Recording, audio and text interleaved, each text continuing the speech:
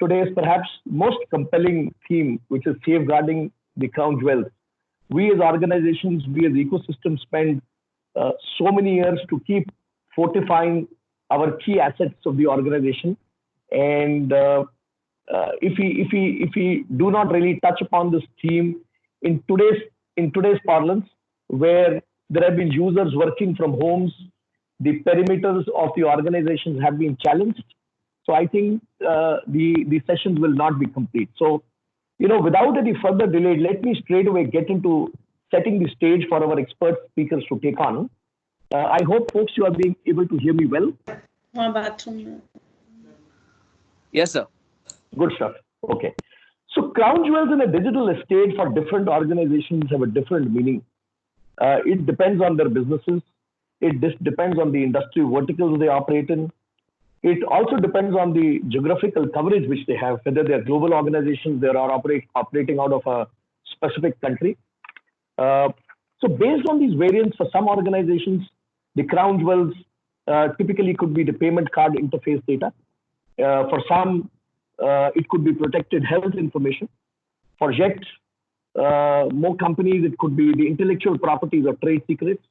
For many more, it could be competitive advantage information or a competitive information, to be very honest. And for a lot of companies, it is about the employees and the customers' personal identifiable information. I think it's important for us to understand, where do these crown jewels reside. I think here I will like to step back, go back in times, spend a few minutes so that I set the right stage for our next few speakers to take on. I think go back in times, perhaps a little more than a decade, when we were all housing our so-called the crown jewels and the sensitive data and the key assets of the organization in four walls of a room, used to safeguard those assets in a castle and moat model. All the infrastructure, whether it is networks, compute, storage, servers, customized applications which were typically programmed to run on very, very specific hardware, were all housed in those same four walls of a room. I think the life of the IT fraternity, the CIOs, the CISOs, the global leaders in the IT fraternity was much, much simple. They had complete control over the key critical assets and the crown jewels of the organization. So much so, at times, these data centers or homegrown data centers were secluded from even the external world. You could only access this information while you were on the same location where all these crown jewels really resided. Come to a point which is today, and you will see whole lot of difference in an era where internet is the new corporate network. Cloud has been called as the new data center of any organization. Agile applications portable on any cloud environment, whether it is public, private, within the public, in the multi-cloud, this thing, which is the era of DevOps. Mobile phones choking humongous bandwidth of our smartphones, which are used to access and interact the crown jewel data within the enterprises. Folks, in some organizations, even the industrial control systems have got converged with the IT systems. I think all this requires a very, very different thinking in terms of protecting our crown jewels. Now, I think what is important to note here is, in these kind of situations, we feel that the large organizations are far more geared because their capability, capacity, their overall readiness, and the financial muscle of their organizations enables them to really safeguard their crown jewels a little more. I just got hold of the Bible, what we call it in the cybersecurity intel space, which is the data breach investigation report of Verizon. 2020 report, which is the 13th edition, just got out 2 days back, and I fished out some data which was relevant for this forum. So even in the year which has gone by, 72% of the breaches which have happened have been categorized as large organization or large business breaches, and only 28% are the small business breaches. I think time for us to ponder on this data. Coming to the next one, where do the threats typically come from? I think these threats, for long years, we've been used to hearing that these threats could be external, could be internal.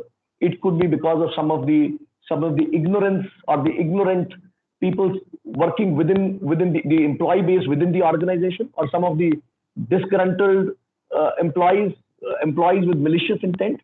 And the data which we typically have here is that 70% of the breaches in the last year were attributed to the perpetrators from outside, and 30% involved the internal actors within the organization. I think what is even more important to know is, whom are we safeguarding all these crown jewels and key critical assets? Let's know a little bit more about them. I think these hackers, we call them as perpetrators, these adversaries are engineers, they are researchers, they are programmers, they are technology experts, extremely competent and well collaborated people, perhaps miles ahead of us, making us play this catch-up game. And when we hear how much of money or how much of dollars we paid as businesses to these perpetrators, I think it is time for us to ponder. Sometime back, we used to say it is about $1 trillion. It has already become $2 trillion. And the way we forecast, maybe Pawan will talk a little bit more about it. The way the so-called the organization of our hacking community, the way they are growing, they have been able to create a darknet for themselves where they collaborate perhaps better than ever before. But we as businesses perhaps have not been able to create a bright net for us. Now, the other spin which we have is that when we as organizations typically get breached, I think then there are big questions in terms of are we compliant, or were we compliant to the legal regulatory framework, the legal statutes, some of the industry specific regulatory themes which we were supposed to get compliant to. I think these are some of the questions which come out very, very loud and clear while our names comes in the media in bold letters. Last but not the least, I think this jigsaw puzzle is becoming even more and more complex. Every single organization, when you go and talk to the stakeholders, I think year on year for the last few years, I for sure can vouch that every single enterprise and organization is spending more on cybersecurity than the years which have gone by. But the reality is, you look at one of the disturbing change which Verizon Data Breach Investigation Report 2020 shares. In 2019, breaches happened, 29% of the breaches happened because of stolen credentials. But that figure has increased to 37% in the year 2020. So folks, I think it's truly a jigsaw puzzle for us. While we are spending more, while we are our leadership, and perhaps in a lot of companies, the boards have started getting involved in running so-called these digital businesses. I think our readiness and perhaps the risk postures are going southward. So I think with this, I don't think there could be a better person than Baljinder Singh, who has been spearheading, at least as far as my memory serves, for close to 2 decades, an organization which started way back in early 2000. He was perhaps the first couple of employees within the organization. And today that organization has taken a leadership position, whether it is in terms of revenue, whether it is in terms of the kind of work they do in the IT space, whether we talk about the customer satisfaction. I think it is one of the finest names which represents the ITS industry. And with this, I will hand it over to Baljinder. Baljinder, thanks once again for coming on the call. We all need to hear from you in terms of how do you address this challenging environment which we just talked about. Thanks, Harsh. I hope you can hear me well. Very well, Baljinder. Thank you. Great. I hope everyone is keeping safe and in good health, as we all are globally living in unprecedented times today. When Harsh and other compatriots on this panel reached out, the first thing that crossed my mind was, how do we make this conversation valuable and relevant, to the participants in this session? And in that discussion, one of the things I thought was perhaps I can offer an interesting and a challenging vantage point, which is at the intersection of both the CIO and the CISO role that I have.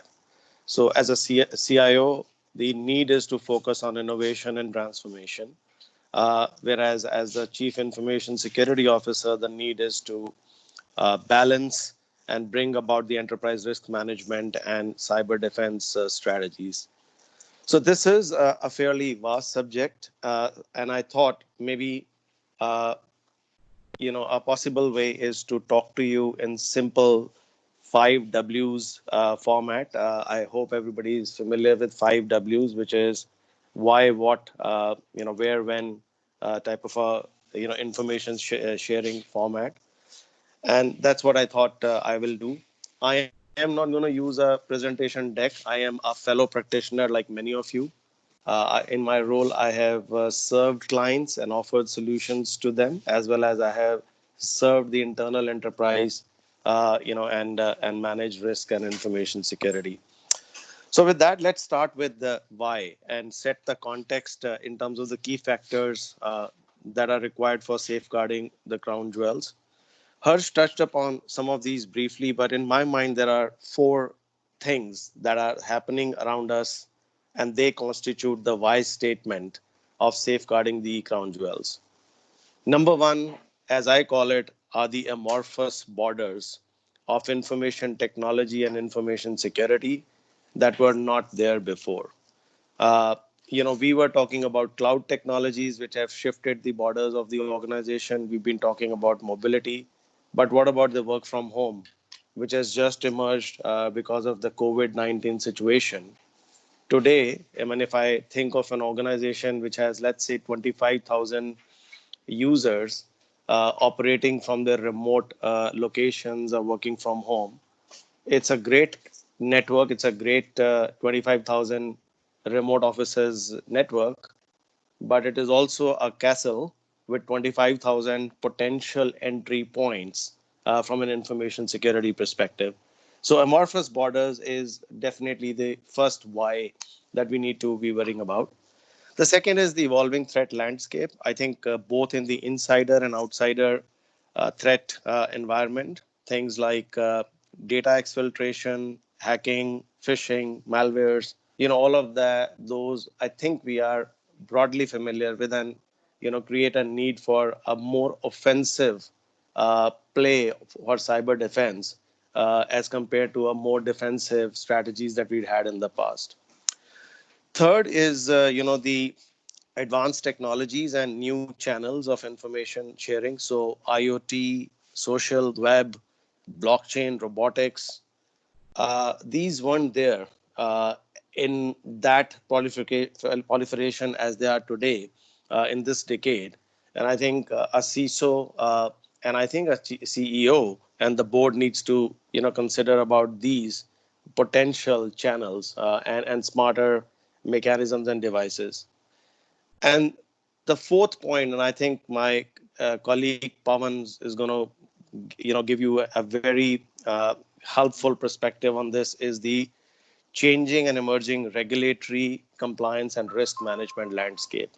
Especially for those of us who operate in a multi-geography environment where we got to honor the law of the land as far as regulations are concerned and laws are concerned, but also the industry specific nuances that we have. So broadly, that is the sort of the context and the why statement in terms of the the crown jewels that need to be safeguarded. Now, I do read on the chat that there is a question. So, what are the crown jewels? And which brings me to my second point of what. Uh, in today's information age, information is used to compete and succeed. The whole IT enabled services industry is predicated on information and knowledge management. And then there are various degrees of complexity in there. So are there only these newer and advanced industries who have crown jewels, or does everybody have a crown jewel? Is perhaps the simplest way to address this question.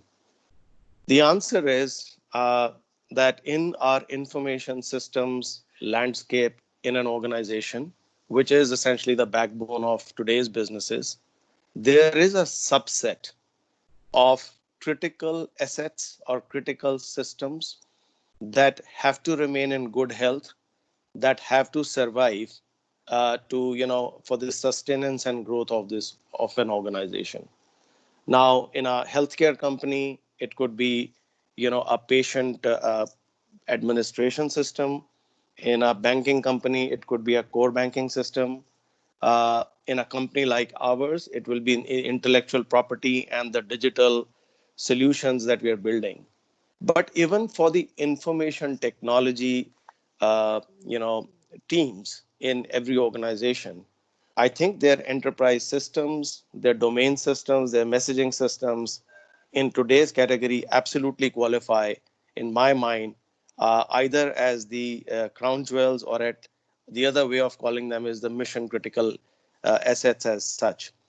If you just think about our sort of growth story, and maybe 3 decades back, you know, there was computing and servers that started to sort of come out, which gave birth to initial hosting on prem and then advanced to data centers. Then the data centers technologies themselves evolved and went to the cloud. And then the cloud that itself is evolving, and more new age technologies using AI and machine learning and automation are coming in.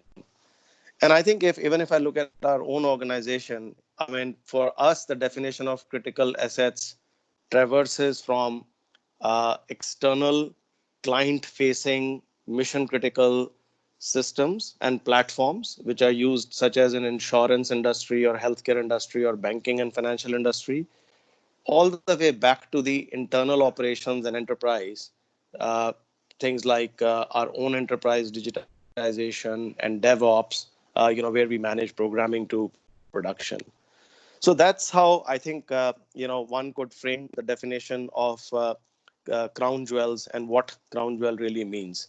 This is going to become a little bit more clearer when I get to the next part, which is how. And in how, I think I felt it'll be helpful to share what is the mechanism to prioritize your crown jewels and the defense strategy around that. And sometimes what you're going to hear from me may sound a little bit uh, not exactly aligned with a CIO or a CISO's mindset, but I do think we need to balance the business perspective.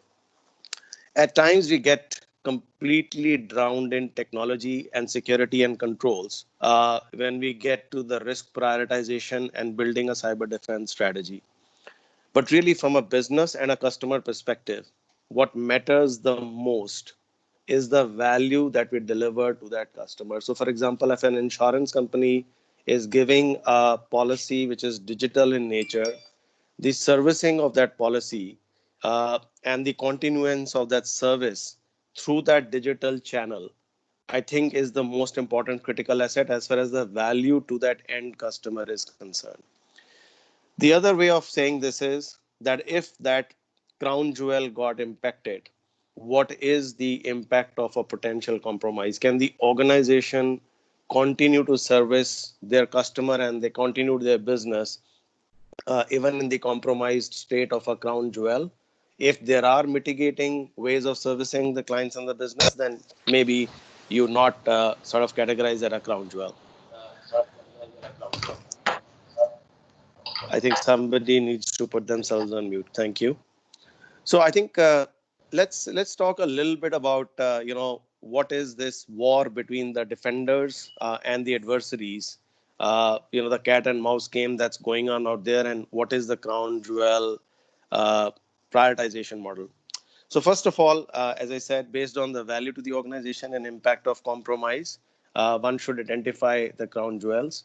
I will tell you from our experience that many teams and functions and business units in an organization will compete to say that these assets are crown jewels and those assets are less priority. But I think the information security team and the enterprise risk teams can do a fairly good templatized job and scorecarding this. The next is the assessment of, okay, if these are the list of my crown jewels, then what is the exposure landscape to them? Understand what are the channels and what are the exposure points and entry points to that particular asset. Is that something which is hosted on a cloud? Is this something which is multi-tenanted?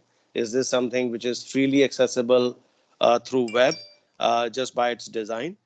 So that's the second play that is required. And then one needs to design very customized protection strategies. uh, Protecting a crown jewel, I would say, is a little bit of a focus job. Sometimes in a CISO's world, we are quite occupied in protecting the broader or the horizontal enterprise-wide security, and we perhaps think that one size may fit all. In crown jewels parlance, one size does not fit all, and standard controls for the all of the organization assets may just serve a horizontal backbone purpose, but they will not serve the crown jewel purpose. So the principles of defense in depth, the principles of a layered and a multi-layer security vis-a-vis the perimeter defense approach become more relevant. And these layers is where we get the value of crown jewel protection. A data-centric approach, building data flow diagrams, DFDs as it's called, and also building a zero trust security model just for crown jewels is highly advised. I think the CISOs do have a lot of backing from the board and the CEOs today. But the fact is, when it comes to investment and the ROI of security, one has to prioritize. And I think if we build zero trust security models largely for crown jewels, then I think that investment is justified. My last point on this is related to what are those extra layers of preventive and detective tools and technologies that help manage the cyber defense. So I think we need to think about more advanced cyber adversarial threats. Uh, and a situation would be that a patient management system in a healthcare organization should be presented with much more layers of compensating and direct security defense controls in a zero trust security model as compared to, let's say, just an internal system of HR records maybe in an organization. I don't mean to say that the HRMS systems or the ERP systems are not important. They are, but maybe there are other workarounds to sort of manage them. With that, I think I just perhaps want to get to the central theme of this topic, which is if that was the how of what we answer, then where and when do we apply various strategies, various tools and technologies? So the contemporary security strategies and tools are very different from the traditional ones. And when Harsh and team were having a conversation with me, uh, I just felt perhaps the best way to articulate the differentiation of the new age tools and technologies and new strategies is to contrast them from what we've been doing in the previous decades. So here are 3 or 4 examples of where and when these strategies and tools and technologies become relevant. In the past, we usually had a defensive information security practice. Uh, but today, to protect crown jewels, you need actually an offensive cyber security play. In the past, we used to worry about what to protect from. But now I think it is about who to protect from, which is that particular channel or particular, entry point that I was talking to you about. Everybody would remember in the past, we used to have a PDCA approach, a plan, detect, control, act, kind of a plan, do, check and act kind of an approach. Today, the NIST talks about an IPDRR approach, which is identify, protect, detect, respond, and recover. In the past, VAPT, vulnerability assessment and penetration testing, used to suffice, I would say, the compliance requirement. Today, if the organizations do not do cyber drills related to their crown jewels, and if they do not think of, howsoever small it may be, a red teaming kind of an exercise, I think then they're not sort of doing what an advanced or a contemporary adversarial cyber management strategy is. Coming down to tools, we used to have firewall, IPS or IDS, SIM, antivirus. Today, really, the need is to have a user entity and a behavior analytics. The need is to have an anti-APT kind of a system. And lastly, on the incident response, I think cybersecurity teams today worry about the cyber kill chain upstream and downstream, and investigating whether there's a stealth that has penetrated an organization and whether they need to watch and address it rather than just a vanilla incident response that used to happen in the past. So I think the inside threat controls like DLP, CASB, UBA, PIM, these are much better and much contemporary tools and technologies that are there. And then from an outside perspective, the use of deep and dark web monitoring wherever it is possible, using the SOAR, the security orchestration, automation, and response tools, cyber drills. Those are perhaps the most contemporary methods. I'll briefly also say that the shift from creating what used to be information operation centers or security operation center SOC to the CDC or the Cyber Defense Center to a more contemporary digital CDC, which is a digitally enabled cyber defense center where you can automate a lot of actions and bring in a lot of security analytics, pattern analysis, threat hunting is also a big shift. In fact, our own digital engineering and architecture team has partnered with our cybersecurity team in developing some of these tools and solutions, that are helping our enterprise and our clients to protect the crown jewels. So, in summary, the strategies to deal with adversaries have certainly changed, and the game has become much more focused than it was in the past. Uh, Contemporary technologies such as security analytics, deep learning are fueling modern age tools and technologies and business. And there's no reason why the CISO's world should not be leveraging the same digital tools and technologies to combat the cyber attacks. And then the business prioritization of risk for the crown jewels is as important as investing in these tools and technologies. So I think that was my broad outline as to why, what, how, when, and where. My last message is that we operate today in an ecosystem across the globe. No, and I make this point very cautiously, no organization is sufficient to manage the cyber defense mechanism or the crown jewels by themselves.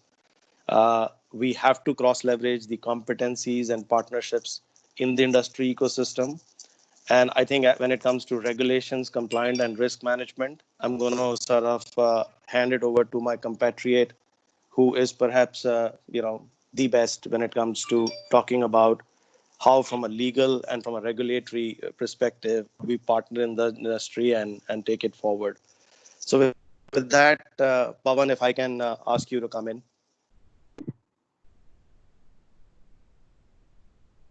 Hey, Pawan, you are on mute.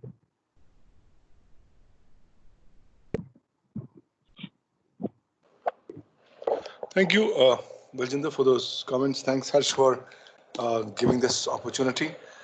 I have a small presentation. Today, I think all of you are crystal clear after this remarkable presentation of what you need to do.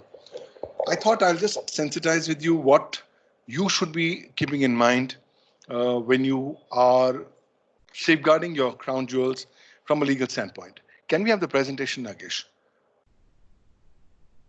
Yes, sir. Just 1 second.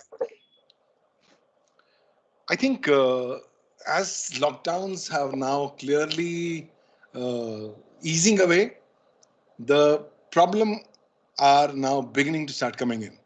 So this assumes more significance because we are slowly coming out of anesthesia. So the pain is going to be far more. Next slide, please. And this pain has not only to be endured, but also has to be appropriately, shall I say, managed. Next slide. So according to me, crown jewels from a legal standpoint would include corporate data, confidential data, sensitive personal data, trade secrets, business strategies, corporate networks, corporate devices, and work from home devices. That, in a nutshell, should really constitute your crown jewels in today's corporate ecosystem. Next slide. And this has to be definitely under protection because the learning from Cognizant case has been, howsoever complacent you are, cyber criminals are always going to find one way or the other to get inside your cybersecurity. So if Cognizant has lost 550 crore rupees and still counting, please consider what will be your turn and what will be your counting. Now that should be a scary scenario, but then that's the ground reality legal position that's emerging. Next slide, please. Well, when I look at the ecosystem, I'm actually finding a different ball game altogether. I find hackers have started targeting hospital construction firms.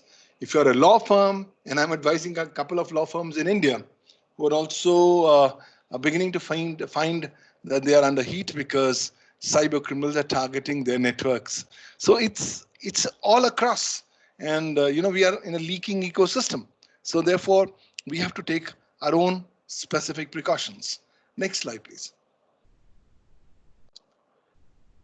I find that US is already saying, China, you are coming into my vaccine and testing data.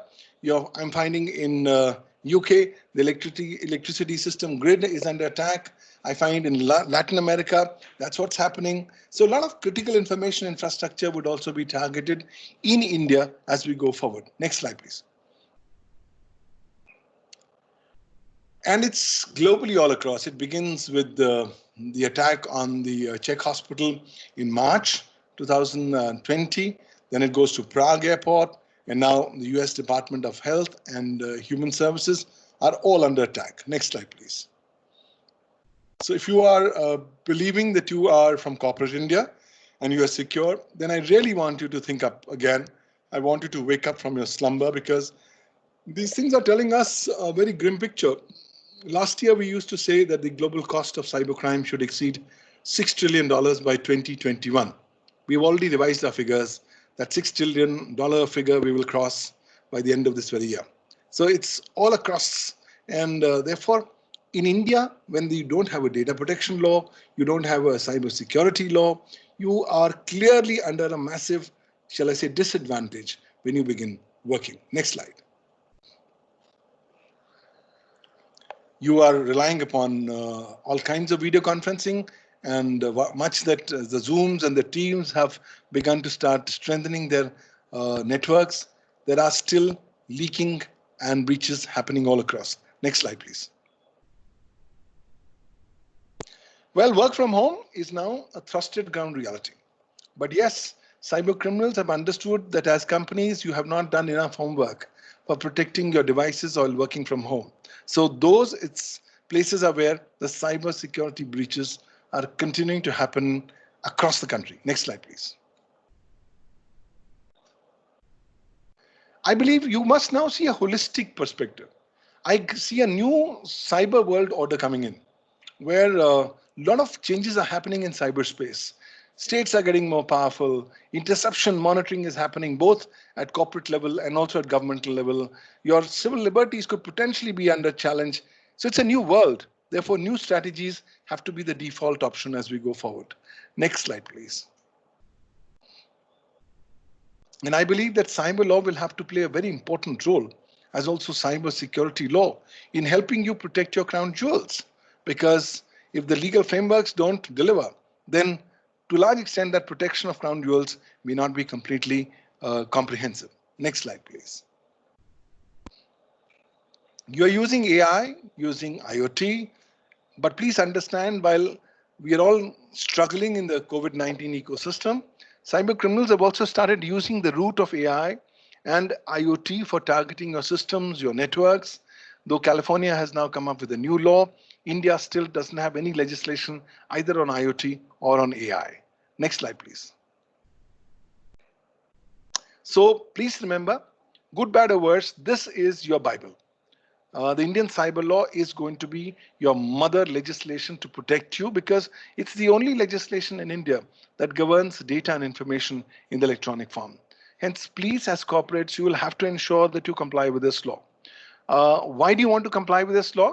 Because for your own selfish interests. Because this law is going to open up a Pandora's box of legal exposure. Next slide. Why do I say this? Because all of us come in this crowded ecosystem known as that of an intermediary. We are all intermediaries, and we are being exposed as companies to legal liability. And I believe a big wave of litigation coming in by the time we come to the close of COVID-19 and beyond. So be prepared for this new wave of litigation that you may be sucked in either as a plaintiff or as a defendant. Next slide, please. Why do I ask you to focus on this law? Because of this particular definition of intermediaries that we got in the year 2008. Little did we know that this is going to become such a huge, all-encompassing kind of definition that covers everything. Tell me any company, I see that you have more than 100 plus of your participants here. Read through this definition and tell me if there's any one company that you're working in that does not get covered in. Because when you are actually a company or you're providing work from home, you are a person who are on behalf of another person is receiving, storing or transmitting any data or providing any services with respect to that said data. The moment as a company you are providing connectivity to your employees, please realize you are an intermediary and you are covered. Okay, what next? Next slide. I think the next proposition is that if you are an intermediary, the law says, please exercise due diligence while you discharge your obligations. Of course, various parameters of due diligence have been defined under the law, which you are required to comply. Next slide. Non-compliance is not an option. Okay, you can say, look, I believe in the Indian classical Jugaad school of management. I will do Jugaad. My experience with more than 25 years in this space tells me it's impossible to do Jugaad, because when you do Jugaad, you create false electronic records. It's a separate offense, 7 years imprisonment. So you don't comply with this particular law. The law says under the IT Act, I'm going to expose you to two kinds of radiations. First radiation, civil liability of unlimited damages by way of compensation. And of course, in certain circumstances, up to 5 crore rupees per contravention. For criminal liability, your top management could be sent behind bars from 3 years imprisonment to life imprisonment, and fine ranging from 1 lakh rupees to 10 lakh rupees. That's the kind of liabilities that are waiting for you once this COVID-19 comes to a close. Next slide, please. The government has quietly in 2011 come up with various rules. These are some of these rules which will give you an idea what you need to be complying with. Nobody had that in 2011 any idea that a COVID-19 will come in, which will make these rules far more mandatory, far more prevalent and all pervasive. Next slide, please. I think today you have to, as a company, be mentally prepared for one thing. As I said, there's a huge new wave of litigation coming in. You are, as a company, not being able to complete your contractual obligations, or you may want to rely upon force majeure. I'm not so sure whether you will be able to rely upon force majeure or not. Can you say COVID-19 is an act of God? Can you say this was not unanticipated? So I believe in this entire uncertain systems where we are going in, please wear the Suraksha Kavach that the Indian IT law provides you. You're all going out in rain. It's storming, right? I'm asking you, please carry a raincoat or an umbrella to prevent yourself from getting wet. This raincoat, this Suraksha Kavach is the compliances under the IT law. Because you see, the law says you comply with my provisions, I will guarantee you two things. You can't be sent to jail. You can't be forced to pay 1 rupee damages by way of compensation. Next slide, please. So your complying will have to be not conditional, but pretty much unconditional. Please quickly realize that cybercrime is here to stay. And cybercriminal activities are being targeted against corporate networks and corporate data per se. So this is the new ground reality of phishing, identity theft, and fraud that's happening big time in corporate India. Next slide. We're also beginning to see various new focal thrust strategies on cybersecurity. Some companies in India have already said, look, let me start spending 50% of my total monies on cybersecurity. Because in these uncertain times, look, as they say, be safe, be healthy. If you will be alive, you will live on to the next stage. Safe so far, also for companies, the same analogy would apply. Focus on cybersecurity. And if you are able to weather this storm, maybe it'll be a new horizon, a new beginning tomorrow. Next slide, please. Well, this is what we at my law firm, Pawan Dugal Associates, have been doing, and that's what other people say. See, the COVID-19 period has been a great learning for us because clients are coming to us and telling, sir, we don't know what to do. And we are also learning with each passing day. But it's interesting that if you are able to stick to some common traditional wisdom of compliances, then to a large extent you can weather these unprecedented storms. Next slide, please. And even now, a lot of companies have woken up to say, look, we haven't done our compliances. We say, no problem. There's an old saying, jahan se jago, wahin se savera samjho. So let's wake up and let this be the morning. So we've actually now been doing a lot of these compliances for companies during COVID-19 so as to limit their exposure to legal liability. Next slide, please. So I'll just conclude by saying that we've also created some cyber law. We at Cyber Law University, some courses on cyber law, cybercrime, and cybersecurity during coronavirus age or work from home legal issues. If you have time, please go and look at that. Next slide. We also specifically focused on some issues pertaining to cybersecurity. And I believe that should be your topmost priority. That's why the idea of this particular webinar was to sensitize you. Your crown jewels, if they are stolen, well, it's going to be very, very hard to replace them. Next slide. Well, all said and done, I'll just conclude by saying cyber law today is going to represent a very important, fascinating aspect of our lives. You will have to do critical compliance with all its parameters in case if you want to really protect your company's jewels, crown jewels, your assets, and your reputations. Next slide. That brings me to the end of my presentation. Over to you, Harsh. Thanks. Hey, thanks, Baljinder and Pawan, for a very, very comprehensive talk. I'm sure we all. Okay, can you all go on? Okay, I think we all stand knowledgeable with the talk, comprehensive talk Baljinder, you and Pawan have given. I still feel there is a disturbance here. Somebody needs to go on mute, please. Yeah, thanks. I think with this, I hand it over to Rohan, who is the country head of CyberArk, for his point of view. Over to you, Rohan. Thanks, Harsh. Thanks, Baljinder and Pawan. It's wonderful listening to you guys. Can I just take the control of the presentation? Yes, you need to just ask for the control. Yeah, I cannot ask for it. So if I can just put up my screen, if that's okay. Yeah, sure. Absolutely.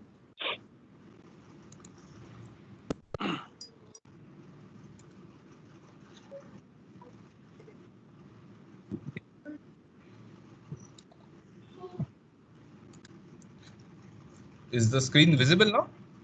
Yeah, Rohan, go ahead, please. Right. Absolutely visible. Okay, so quite a interesting conversation we heard from the industry leader in terms of things that are kind of affecting the business, and if you don't really comply, what really can happen to us. So of course, one of the things that we always as security professionals don't want to be known in any of the journals or in any of these news clippings which come every morning, that you don't want your company or your name to be there. I mean, it's good to be famous, but this is really going to be a real challenge if you're a part of this. Rohan, just 1 second. Can you just minimize the control screen on your screen? Control panel. Yeah. Is that okay? Yes. All right. So it's the attack surface is growing. I mean, from an on-prem, we've gone to cloud, to industrial controls, to internet security, to DevOps, which is the new piece which is there. And it's every day a new technology comes in. Basically, the attack surface is growing. Now, going back to what we said was protecting the crown jewels. Now, every organization, every industry has a different set of thought or a definition of what crown jewels could be. As CyberArk, what we believe is that privilege accounts are the key to your IT kingdom, and eventually the IT kingdom is a part. The crown jewels are a part of your IT kingdom. So the keys to your IT kingdom are the most important piece, or we are the last line of defense. And if that is something which we are able to protect and manage, that is something which helps you to secure your crown jewels. There are multiple technologies, there are multiple ways of protecting the crown jewels. But from a privilege access perspective, if you look at it, it is probably the last line of defense. Every successful breach, the forensic report comes back to saying that the privileged access accounts or privilege accounts have been compromised. And that's where you need to go back and fix those things before you actually proceed on remediating.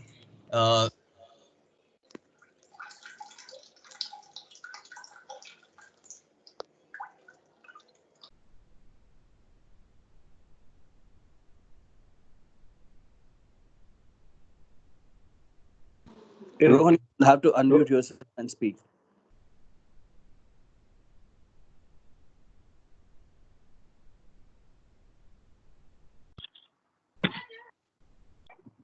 Rohan, please unmute yourself.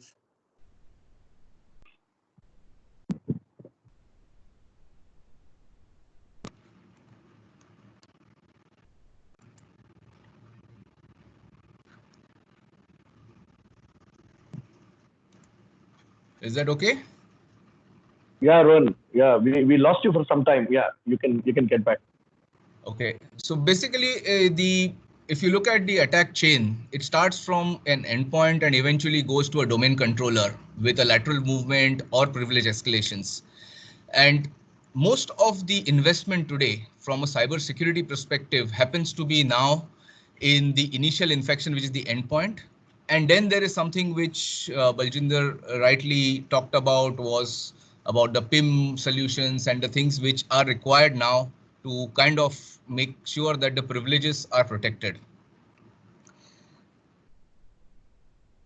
It's a thought that we bring to the table is that, you know, when you have to have an aggressive or a defense which has to be an attack now, you start thinking like an attacker. And when you start thinking like an attacker, the possibility that you can do is start looking out in 3 or 4 steps. Is that if my privilege accounts are eventually going to be compromised, then if I start thinking like an attacker, I would be able to start looking out for things which could be easily taken care of, right? So if could be exposed privilege accounts, there could be a way to bypass the privilege accounts to take security, or bypassing authentication to go ahead, or basically having undetected abuse of privilege accesses. If this is a kind of a thought process, if an attacker thinks when he tries to penetrate your organization, and if the red team or the blue team of the organization starts thinking on those lines, it's going to be much more easier to do this activity or be more aggressive in terms of how we could avoid these attacks.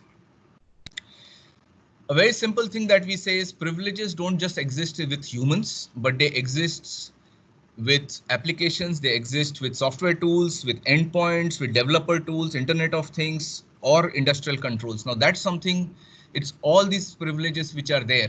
If that is something which are handled in a much more appropriate and in a structured way, then you are able to at least take care of your crown jewels, or the last line of defense becomes much more solid.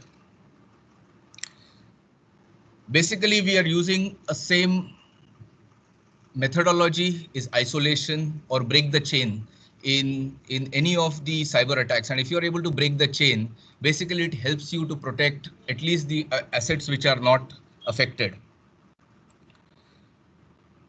Discover, manage, isolate, record, audit, monitor and remediate are the few steps that you would basically take from a privilege access security perspective. What we say is that if you've got credentials, if you've got passwords, if you've got keys, API keys or SSH keys, which needs to be discover them, onboard them, and then manage them. So you can basically put it in a digital vault and keep rotating them so that even if they're stolen, they cannot be reused. The second part of it is that every time the session starts, and what we're talking about are people who are system administrators. System administrators are people who have access to all your assets. And if they're using a PAM solution, then you are able to also record every session that they take. So one is that you help them isolate the session. So between the endpoint and the asset is something where you have an isolation which happens, which allows you to kind of keep the threats on the endpoint away from the target assets. And then you can isolate it, monitor it, and then keep recording it. Now that helps you for your forensic pieces, which may have for audit purpose or required for those things. Eventually, you need to also kind of monitor it. So the recorded sessions eventually could get monitored with the analytical engine. You could have a user-based analytics as well as a system-based analytics, which you could run. The source of data which you could correlate could be from various different parts of your organization, which kind of gives you a better ability to kind of flag off any threats which are there. I mean, basically, if we have to look at from protecting the crown jewels, privilege access management becomes a very critical part in the journey to protect these assets. I mean, a very simple thing is we mitigate security risk, we reduce operational overheads, because keeping passwords and remembering them or writing them somewhere is something a lot of operational overheads and a complexity, as well as it does violate a lot of policies which are there. It improves compliance. PAM has become a compliant or a compliance regulation for most of the industries which are there. Also, it kind of gives you an overall good visibility of how your organization is and how healthy your security posture is. So with that, Harsh, these are my 2 cents in terms of how we could contribute in protecting the crown jewels. Thank you. Thanks, Rohan. I don't think there could have been a better way of storytelling. We heard the customer perspective from a leader who's done phenomenally well, and who's done a lot in terms of heavy lifting within his own organization and also in the ecosystem. We've heard from, I think I would call him as the most respected cyber lawyer in the global fraternity. His viewpoint when the crown jewels really get compromised, what could be possibly the outcome? And then Rohan, thanks for stitching it all together from a solution perspective. Now I hand it over to Nagesh to really take the Q&A. I would just like to let people know that all the delegates know, in fact, that Baljinder and Pawan have a hard stop at 1:30. They have to jump on the other call. So we have good, I think, 25 minutes. Nagesh, over to you for the Q&A. Thank you, sir. Thank you, everyone, for those beautiful insights. There is one question for Mr. Baljinder, which says, what are your views on info security risk prioritization and cyber defense strategy that organizations need to take care of? Sure. So I think we briefly talked about it, that the war between the defenders and adversaries is is getting more intense. And unless there is a risk prioritization mechanism in place in a corporate, whatever the industry may be, manufacturing, retail, pharma, ITES, law firm, consulting firm, it is difficult. And I think Pawan alluded to the fact in his remarks that even the intellectual property that they are creating to help all of us from a legal and compliance framework, even that needs to be protected. So I think a few thoughts that I shared earlier, I will perhaps give one or two examples. The first step is to identify the crown jewel itself. And I think do involve your business teams in this exercise. It is not an IT exercise standalone.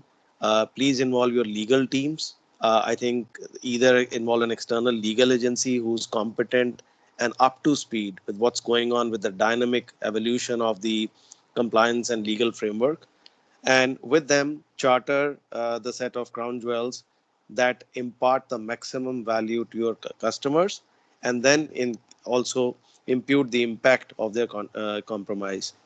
Second, please draw out, if you can, what are the entry and exit points to those assets in terms of all the channels, especially in the today's digital and social connected world, and then data flow diagrams in terms of how the data traverses inside and outside of those assets.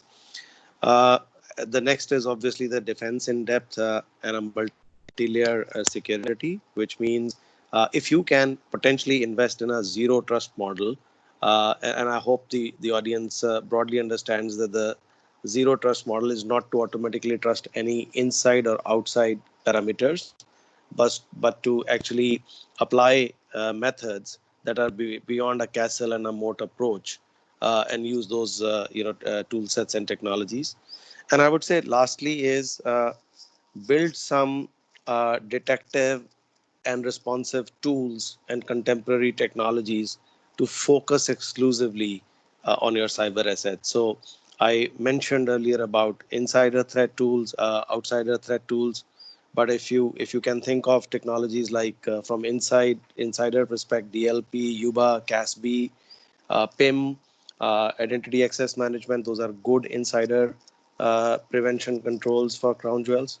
And from an outside, things like monitoring the deep or the dark net, cyber drills, things like building a cyber defense center, that will be very helpful. In fact, I would advocate things like digital CDC, where your digital teams and your enterprise cybersecurity teams, if they can work together, that will be a great breakthrough. We've done that. Almost all the things that we do now, from detection like threat hunting, from triaging, from analysis where we do user entity behavior analytics type of evaluation, those are all possible tools and techniques. And one of the things that Harsh, Pawan, and I had thought about is if still there are more specific inputs that the people need, three of us will be happy to take offline questions, and we'll be happy to respond to those as well. Thanks, Baljinder, for those answering that question. There is one more follow-up question, which is, what are the steps of crown jewel analysis? Okay. I think, Harsh, this is a very interesting set of participants who are quite entrenched and engaged with the conversation. I'm really liking it. So the analysis is going to be related to,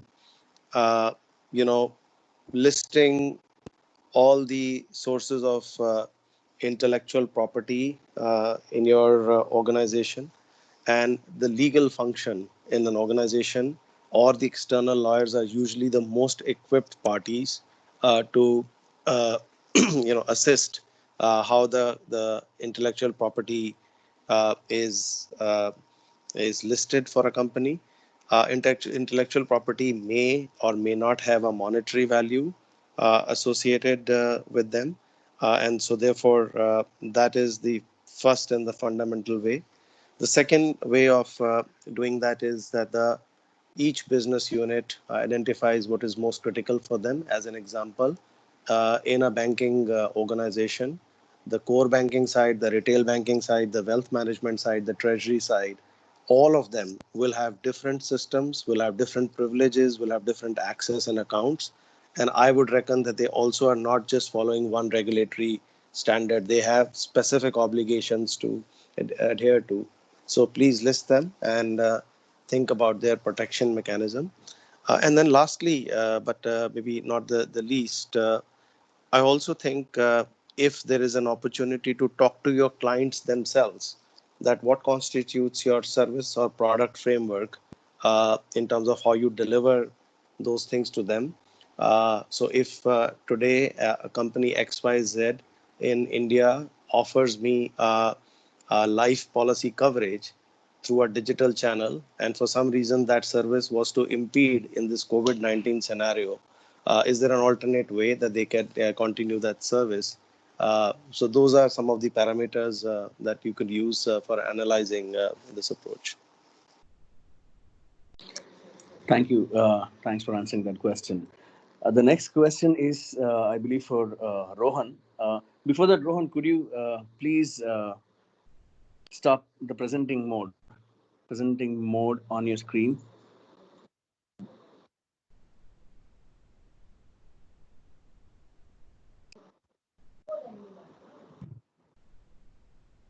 Yeah, thank you. So the next question is, many times tools are installed, but the security is more on monitoring and proactively acting upon. Do you have any answer for that? So, yeah, I mean, it's what I would say, it's a lot of times the vendors are in a wallet share war with each other, and there could be a lot of technologies which have a lot of overlaps with each other, which at times is useful, at times could be not really helpful. So if it's a fact that lot of times you, or most of the times you want to be aware of things, what happens in your environment, and so you have a lot of monitoring tools that you start building and start putting it. Now with AI coming in, there is a lot which is happening in terms of actions or actionables which happen out of these tools, or there's a call for an action, or it kind of starts showing up something which could start reducing certain false alarms. Like an SIEM is a known tool where most of the SOC professionals or people who are monitoring that at the SOC really get crazy, because there are so many false alarms which go out because of certain logs which get misinterpreted. Now with a lot of machine learning or AI coming in, there is more narrowing down on those alarms which are coming in. So there is a lot of investment from the vendors today which are going in terms of making this happen better. If you look at what from a CyberArk perspective, we've been able to contribute to this industry in terms of the predictive threat analytics that we bring to the table, or privileged threat analytics that we bring to the table. We are able to have multiple sources of data which we are able to correlate, and then able to flag off something which could be very specific to privilege access, which is getting compromised, or there's an attack in progress, or there is some anomaly which kind of comes in. So it is helping you to narrow down onto something which is a needle in a haystack, which you could find. Now, those are kind of technologies which are evolving with most of the vendors in whichever domain of cybersecurity they are in. And I think with the modern times and more sophistication from the attackers, this is just going to keep improving. It's just a catch-up game now. Who runs faster is always the challenge. But I think there is a lot which is coming in as a requirement from the industry, as well as the vendors do understand that a call for action or a remediation as a part of any possible incident, either in progress or a suspected, is a requirement now. Okay, thanks, Rohan. Nagesh, No, I just Baljinder here. want to... If I may, if I briefly, Baljinder, please go ahead. sorry, Please Harsh, go I ahead. was just going to briefly Yeah. Please go So ahead. I think one of the ways that the participants could think about this is refer to the NIST framework, and it's very identical to the cyber framework our country is uh, progressively embracing. So the five areas are IPDRR, which is isolate, protect, detect, recover, respond, and recover. I think a way is to lay down these five areas and map your tools and investments against that. When we tried to build our digital cyber defense center, that's exactly the approach we took. So for the identify or the detection piece, we have identified what detection tools and technologies we have, which one of them are redundant, and which more contemporary ones have come.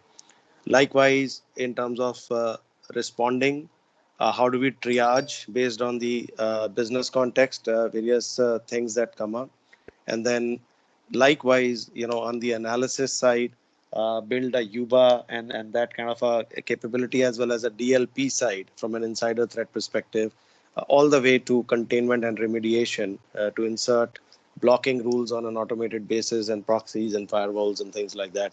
So the whole idea is think about the real objectives on one side and plot your tools and technologies on the other side and see whether they're actually making sense and talking to each other, and then rank stack them, and as you go for more investments or refresh cycles, start building around this framework. Just wanted to add that, Rohan. Okay, thanks. So, Baljinder, I was about to say about the NIST framework, which is the, as you rightly said, and perhaps you earlier also talked about, which is the IPDRR. The only point which I want to make is obviously there has to be a balancing act between all these five key pillars. But I think one thing very important, which we have seen over a period of time being a technology aggregator, is that monitoring is great. Obviously, you need to take action. But I think one of the big things which is happening in monitoring is converting that big data into smart data. A lot of times, the notifications are thrown onto your systems. You have so much of data. I can tell you, we have spoken to some of the incident response and threat hunting teams within some of the customer organizations.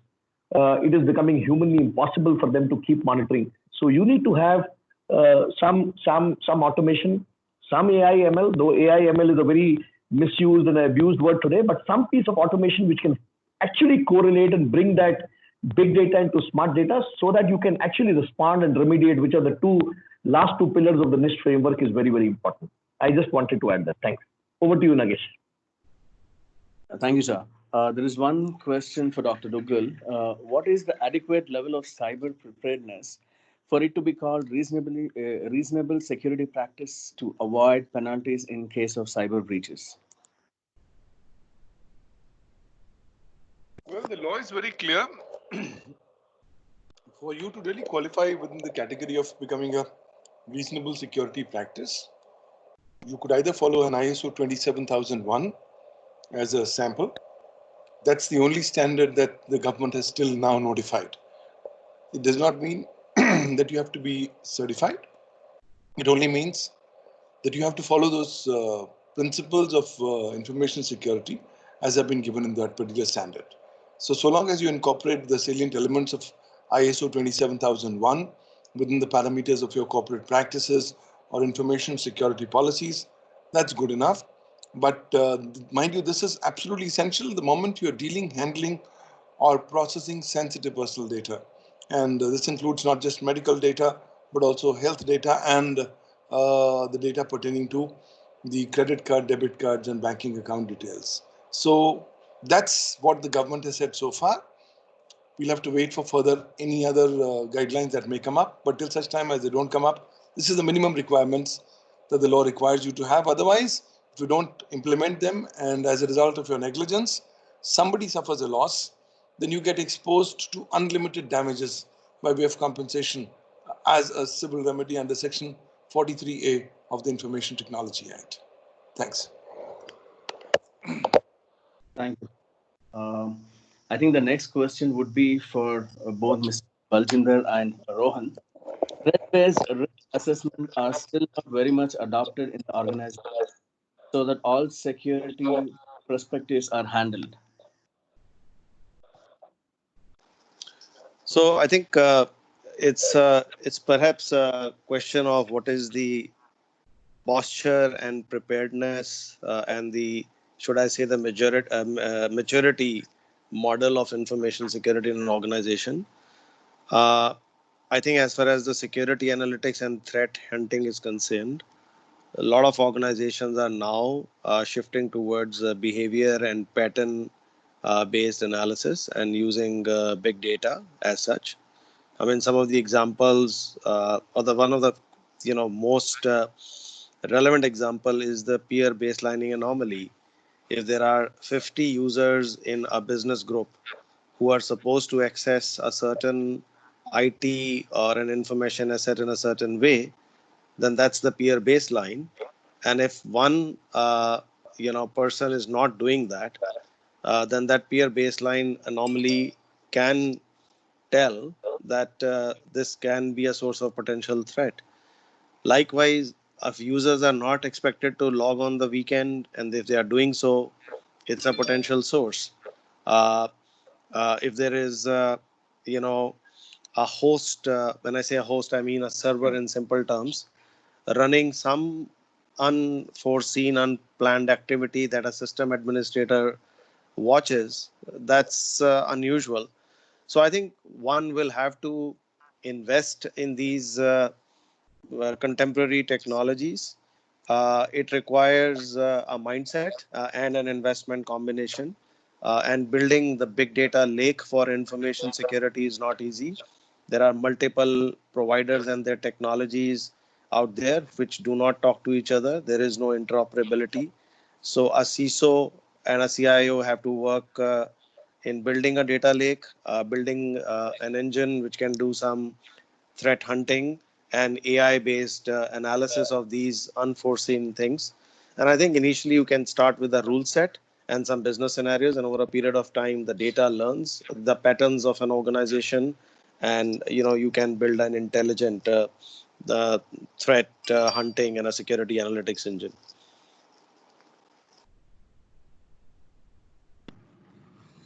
All right, Rohan, you have. Yeah, Would you? so just to add to what Baljinder said, and it's probably a little different flavor which I would put in, security is becoming now like a team sport. Uh, it's not about one technology which can do everything for you, but it's now multiple technology vendors. If they start collaborating with each other, that kind of becomes a much better value for an organization to adopt those frameworks or those kind of maybe we could call it interfaces, or you could call it adapters, or you could call it uh, any of the technologies. When they start talking to each other, it kind of helps. So if you have a network device which is not talking to a PAM solution, or it is not talking to an APT solution, then there is something which doesn't help, because each of these solutions work in silos having the same goal of protecting the organization. But the moment they start talking to each other and start sharing and collaborating information, it starts helping them to start going back and precisely pinpointing the anomalies which could be real threat in the situation. So there are organizations which have started doing that. CyberArk as an organization, we have something called as a CCube Alliance, which we work with more than 200 odd technologies. And since privilege access is an underlying layer to all IT technologies, because the authentication happens from a credential perspective. That kind of helps to start showing a a value not only from an organizational perspective, but also the investment which the organizations are making on multiple technologies. They start working more as a security team, each technology working with each other rather than in isolation.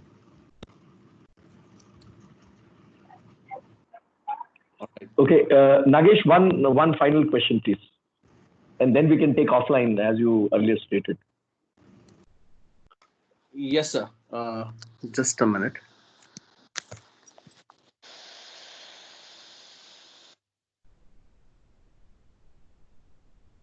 Yeah, there is a question for Dr. Duggal, which says, what are the new challenges faced on security and compliance in work from home scenarios, which is most prevalent now?